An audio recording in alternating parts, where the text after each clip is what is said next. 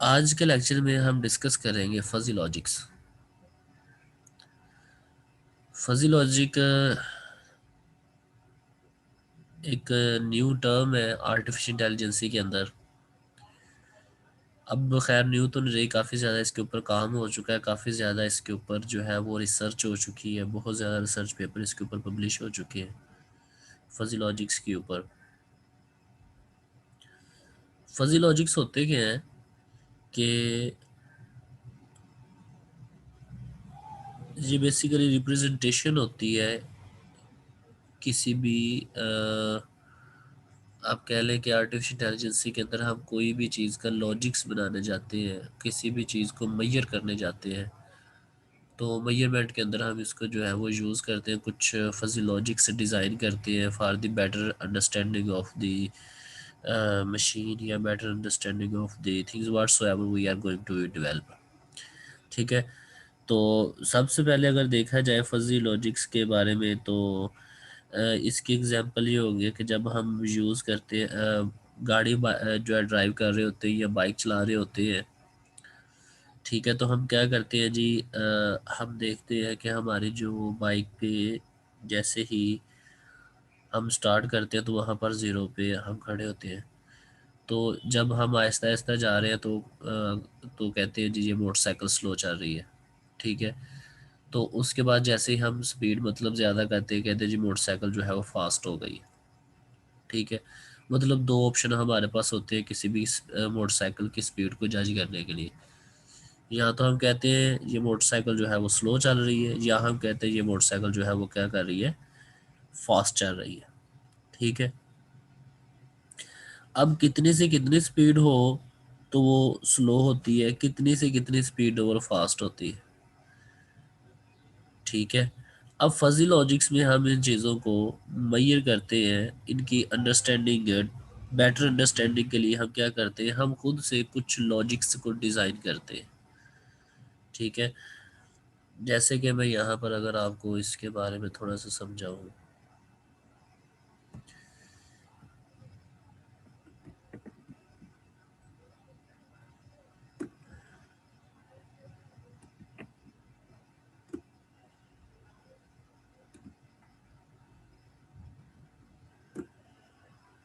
अगर हमारे पास सबसे पहले तो क्या दो ऑप्शन होते हैं कि यहाँ तो मोटरसाइकिल क्या होगी, स्लो,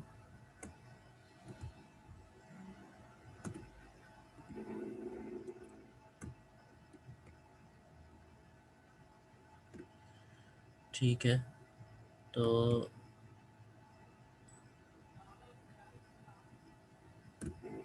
यहाँ होती है जी फास्ट। जनरली हम क्या करते हैं, इन दो चीज़ों के साथ किसी भी गाड़ी की स्पीड को मेजर करते हैं।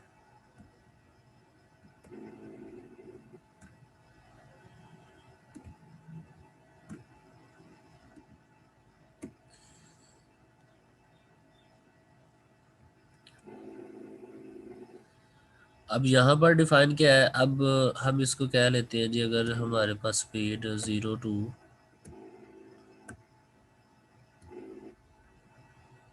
30 है, फास्ट है। अगर स्पीड 30 to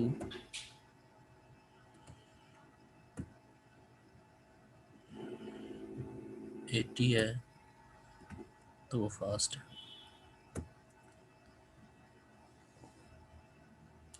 अब ये दो टर्म्स जो है वो हमारे पास यूज़ होती है।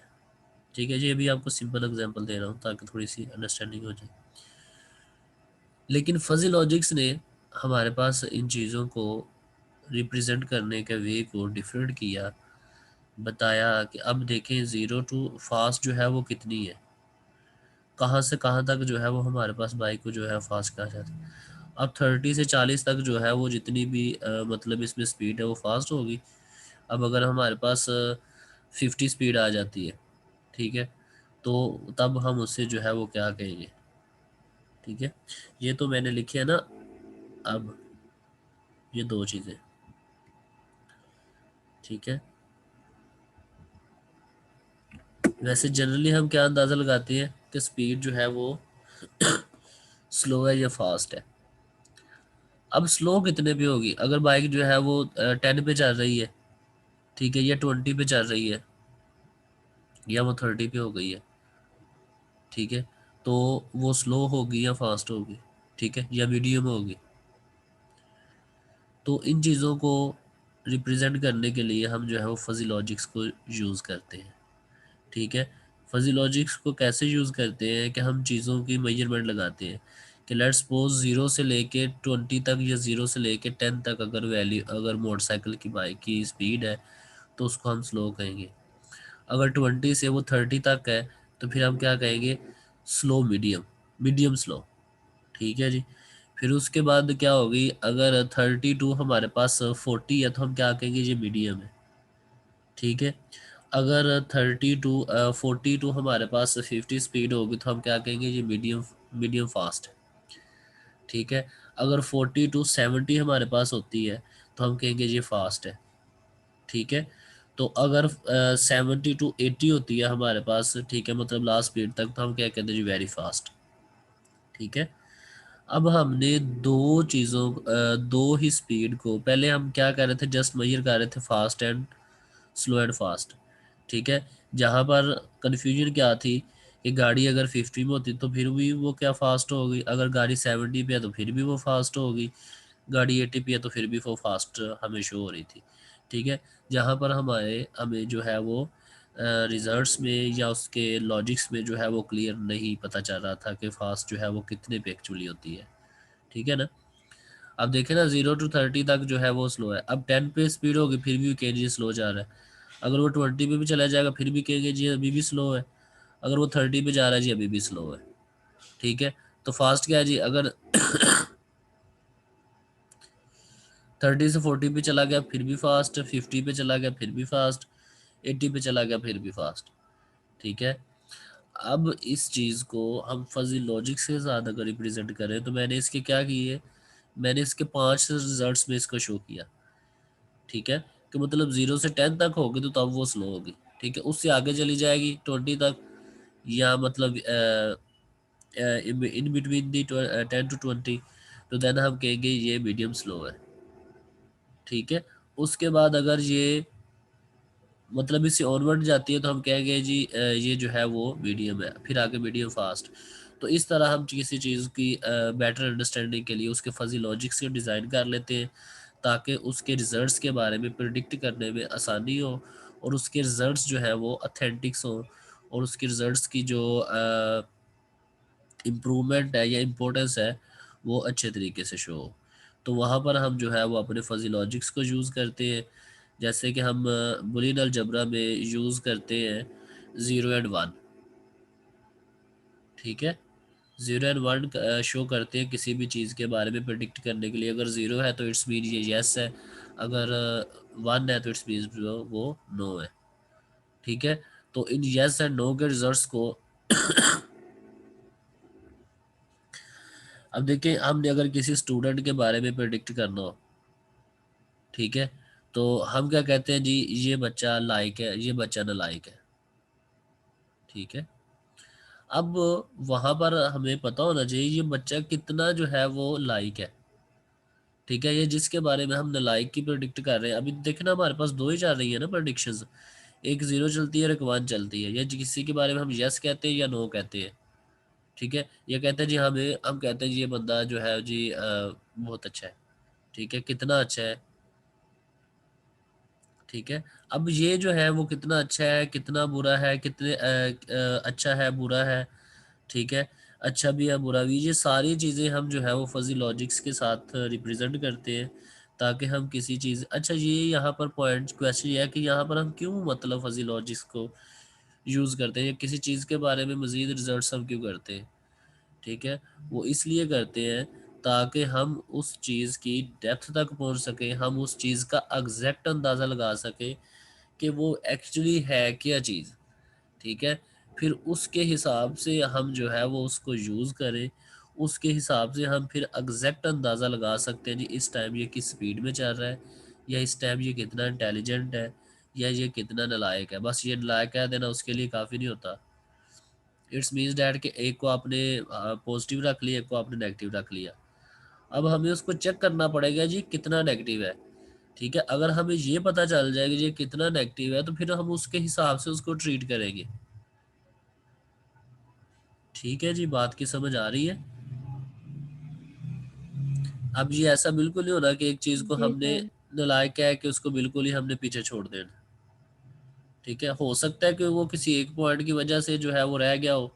जैसे कहते हैं जी अगर 100 मार्क्स का पेपर है तो जिसके 50 तक मार्क्स आए थे जी वो नालायक में वो नालायक होंगे, और जिसके 50 to 100 तक आएंगे वो लायक होंगे। ठीक है, अब यहाँ पर कन्फ्यूजन तो आ गई कि अब जिसके भी 51 आ गए वो लाइक में चला जाएगा, अब जिसके 50 तक आए वो लाइक में चला जाएगा। ठीक है, तो इस कॉन्सेप्ट को ख़त्म करने के लिए हमने जो है वो फजी लॉजिक्स का यूज़ किया, ताकि हर चीज़ की उसकी इम्पोर्टेंस के हिसाब से उसको जो है वो यूज़ किया जाए। फिर उसके मुताबिक जो है वो हम उसके रिजल्ट्स को चेक करें, उसके मुताबिक कोई भी जो डोज है, उसके मुताबिक कोई भी जो प्रॉब्लम है उसको यूज़ किया जाए। आई होप कि यहाँ तक आपको टॉपिक क्लियर हो गया होगा कि इसके अंदर नेक्स्ट जो है वो कौन सी चीज़ें आने वाली हैं।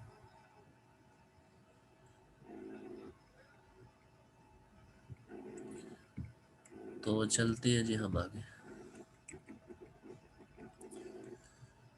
ओवरव्यू।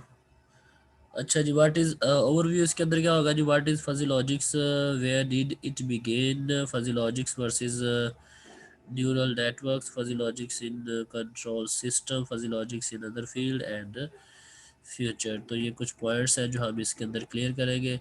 सबसे पहले what is the fuzzy logics, definition क्या है जी? फजी का क्या मतलब होता है जी? Not clear, distinct, or precious, blurred, precise and blurred.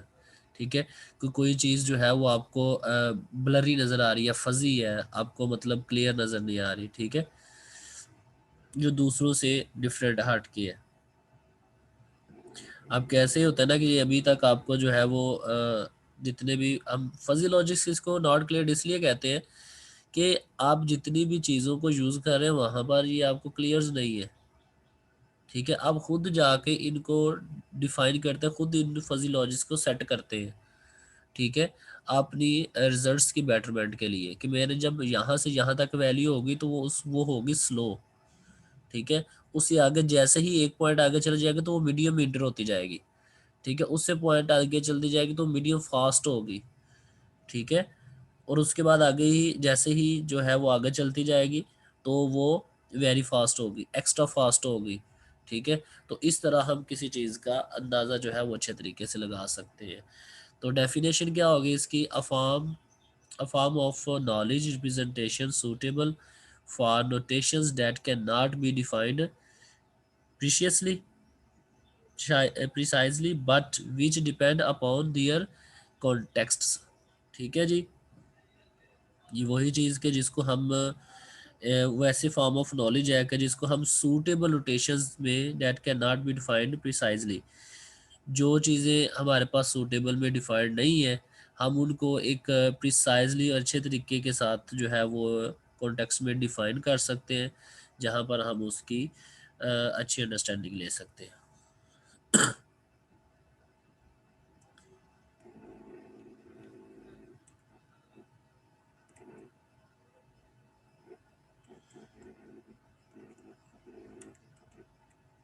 Traditional representation of logics. तो ये हम पहले डिस्कस कर चुके हैं कि ट्रेडिशनल मतलब रवायती अंदाज में हम कैसे किसी चीज़ का अंदाज़ा लगाते हैं।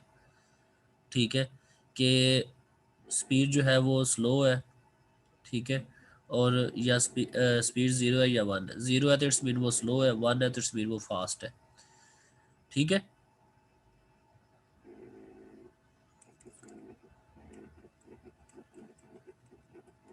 तो अब अगर इन्हीं चीज़ों को ज़ीरो और फास्ट को हम रिप्रेजेंट करें, जैसे मैंने प्रीवियस में बाइक की एग्जांपल लेके आपको समझाया है, तो इनके ऊपर ऊपर मैं फजी लॉजिक्स को जो है वो अप्लाई करूँ तो वो कैसे होगा? For every problem must represent in terms of fuzzy sets.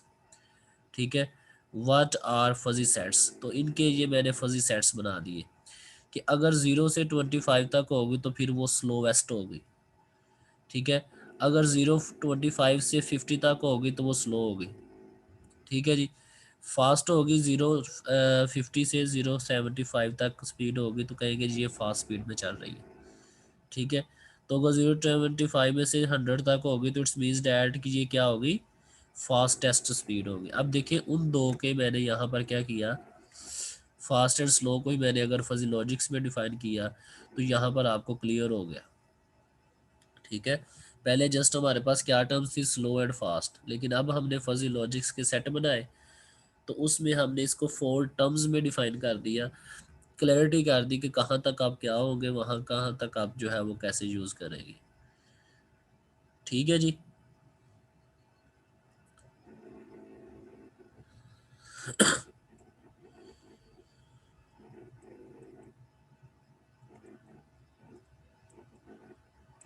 वही चीज़ है। Origins of fuzzy logics, origins of fuzzy logics क्या है जी, trace back to ancient Greece, ठीक है।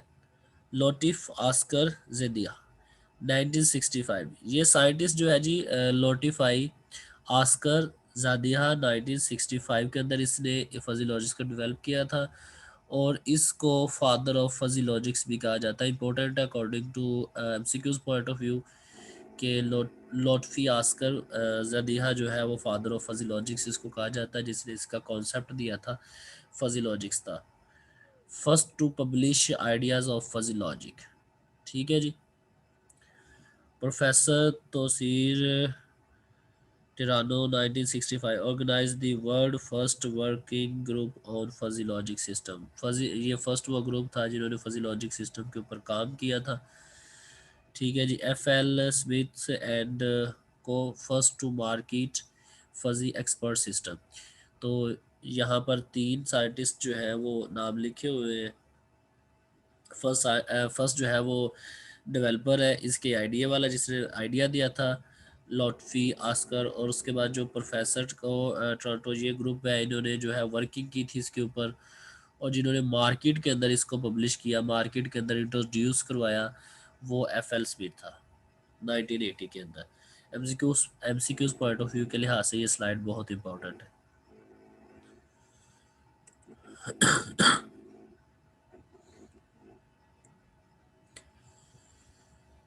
Fuzzy logics versus neural networks,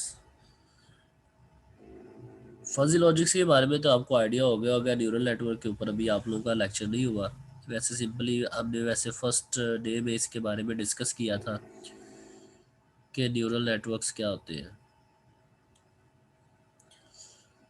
neural networks आपको पता है कि जो हमारे न्यूरॉन्स के मुताबिक जो है वो काम करते हैं, ठीक है। जैसे हमारा माइंड जो है वो चीज़ों को प्रिडिक्ट करता है, पहले चीज़ों को देखता है, उसके सैंपल बनाता है, ठीक है, फिर उसके बारे में बताता है ये फ़लाँ चीज़ है। न्यूरल नेटवर्क्स भी ऐसे ही है कि हम किसी भी चीज़ को प्रिडिक्ट करने के लिए उसकी जो है वो जो होती है फीचर्स उसके, ठीक है, अपने मॉडल को ट्रेन कर देते हैं, बता देते हैं कि अगर इस तरह का फीचर्स आए तो आपने बताना है ये पर्सन है, ये मेल है, ये फीमेल है, ठीक है, ये कोई दरख्त है, ये कोई बाइक है, ठीक है। होता है ना, प्रिडिक्शन करने के लिए हम एक कोई भी डिवाइस बनाते हैं तो वो जो भी उसकी तस्वीर उसको सामने है तो वो कहता है अच्छा जी ये बाइक है, ये जो है वो एनिमल है, ये ह्यूमन है, ठीक है। तो इसके दोनों के बारे में डिस्कस करते हैं जी, how does a neural network work.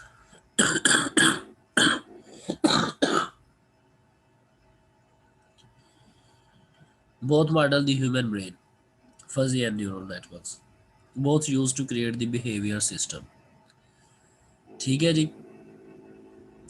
अगर पेपर में आपको क्वेश्चन आ जाता है कि why do we compare neural network with the fuzzy logics, ठीक है, या define the similarity of the neural network and the fuzzy logics, मतलब किसी तरह से भी इसको रिलेट किया जा सकता है, तो उस वहाँ पर आप ये स्लाइड्स को यूज़ कर सकते हैं, ठीक है, कि जी both model the human brain, fuzzy logics and the neural networks both use to create the behaviour of the system, दोनों जो है वो सिस्टम के बिहेवियर को बनाने के लिए, ठीक है, उस सिस्टम को डेवलप करते हैं।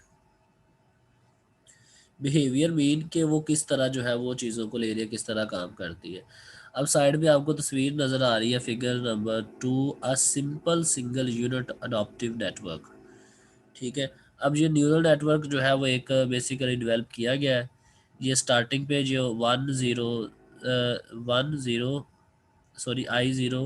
I0 and basic unit. ठीक है जी।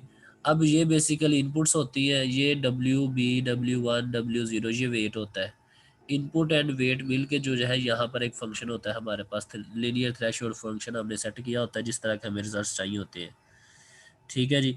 तो जैसे ये वैल्यू आती है, इनपुट एंड वेट दोनों का सम होकर वैल्यू आती है वेट, इनके पास यहाँ पर जो फंक्शन लगा होता है, जो भी फंक्शन लगा होता है इसी के मुताबिक जो है वो उसके ऊपर वर्किंग करके वो आगे हमारे पास जो है वो आउटपुट शो हो जाती है। ये न्यूरल नेटवर्क की डायग्राम है। इसका लेक्चर जो है वो भी नेक्स्ट हम डिस्कस करेंगे, तो वहाँ पर इस न्यूरल नेटवर्क की आप लोग को समझ आ जाएगी। ठीक है जी। तो अभी 1 मिनट रहता है क्लास ख़त्म होने में, उससे पहले जो है वो मैं आप लोग को डिफाइन कर दूँ। Fuzzy logics in control system, fuzzy logics provide a more efficient and resourceful way to solve the control system. Some example: temperature controller, anti lock brake system. ठीक है जी। टेम्परेचर का जो इसकी रियल लाइफ में uses हैं, control system आप लोगों की जो वॉशिंग मशीन है, ठीक है, अब वहाँ पर भी आपके पास माइक्रो ओवन होगा। ठीक है, वहाँ पर भी आप इसको जो है वो अप्लाई कर सकते हैं, वहाँ पर भी ये जो है इसको यूज़ होता है। टेम्परेचर कंट्रोल बेसिकली उन्हीं के अंदर ही होता है। उसके बाद एंटी लॉक ब्रेक सिस्टम। ठीक है जी।